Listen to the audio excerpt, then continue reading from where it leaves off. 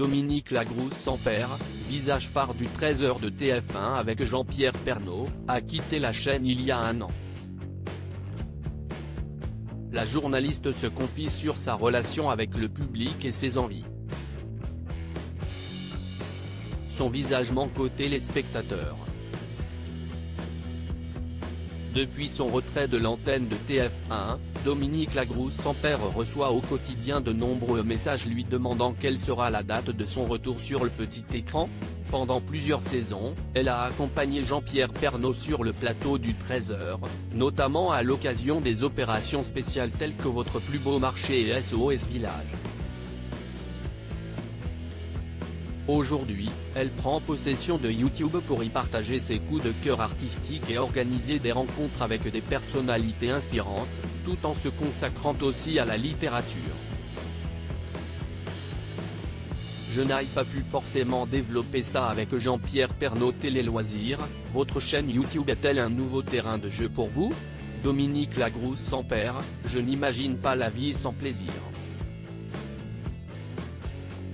Elle est si courte qu'il faut que les projets résonnent fort.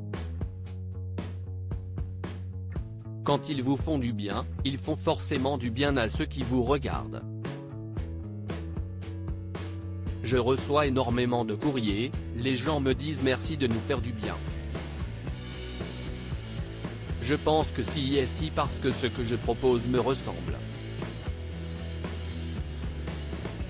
C'est né d'une envie de bienveillance, d'authenticité et de rencontres intimistes. C'est mon univers à moi que je n'ai pas pu forcément développer dans ce que je faisais avec Jean-Pierre Pernaut car on était axé sur les thématiques du 13h et des régions. C'est l'occasion pour moi de développer ma passion pour la littérature, la chanson et le cinéma. Le but de cette chaîne, c'est d'être dans le partage de témoignages et de rencontres. Ma chaîne, qui n'existerait pas sans mon réalisateur Pascal Lucas, se nomme Entre vous et moi. Ça a commencé par une envie. Je lis énormément de livres et j'avais envie de partager cet univers-là qui m'anime. J'ai publié mon premier livre. Des lecteurs m'ont dit qu'ils n'avaient jamais lu et qu'ils avaient lu le mien en me disant que c'était le premier livre de leur vie. C'est énorme parce qu'on vous donne une confiance incroyable. Je les convainc de découvrir mon univers. Il y a eu cette envie de rencontrer ces hommes et ces femmes qui sont à la fois des signatures connues et peut-être d'autres qui sont encore dans l'ombre. J'essaye de développer ces interviews. Rencontrer les gens est ce qui me touche le plus dans le métier de journaliste.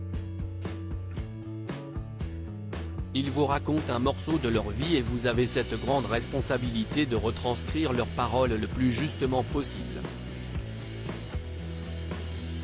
Souvent, Jean-Pierre me disait que j'avais un don pour le contact et qu'il fallait que je parvienne à mettre en place mon émission d'interview.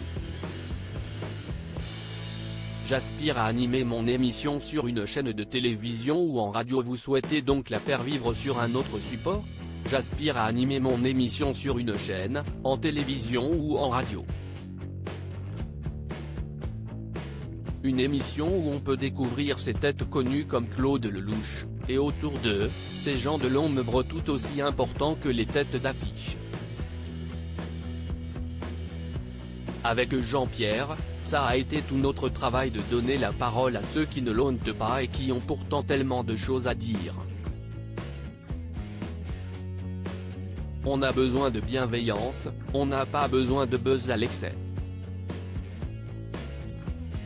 Je pense que les gens ont envie d'une émission qui pourrait être Entre vous et moi, avec des stars ou des inconnus. Pour le moment, Pascal et moi nous sommes lancés dans cette aventure sur YouTube parce qu'elle nous correspond, mais je souhaite qu'elle fasse des petits et qu'elle donne envie à un producteur. Avez-vous des pistes? J'ai rencontré beaucoup de monde, des choses se mettent en place. Si est-il vrai que c'était important pour moi aussi de dire qui je suis.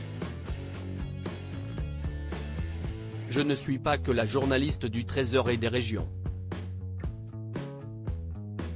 Je suis aussi une journaliste pleine et large avec un background de doctorat de littérature. La télé met souvent des gens dans des cases et tout le monde vaut plus que ça. J'ai eu une très belle proposition d'animation qui n'a pas abouti aujourd'hui, vous restez un visage très aimé des téléspectateurs. Il est étonnant que personne ne vous ait approché, vous qui avez un lien fort avec le public. J'ai eu une très belle proposition d'animation sur une chaîne de télévision qui n'a pas abouti. Mais en effet, j'attends la plus belle proposition et je me dis que celui ou celle qui me choisirait pour une émission aurait pas mal de public qui attend ça. Mais les rênes de tout ça ne m'appartiennent pas. À lire aussi pour nos enfants et pour moi, La vie devant nous, l'hommage bouleversant de Dominique Lagrousse sans père à son mari.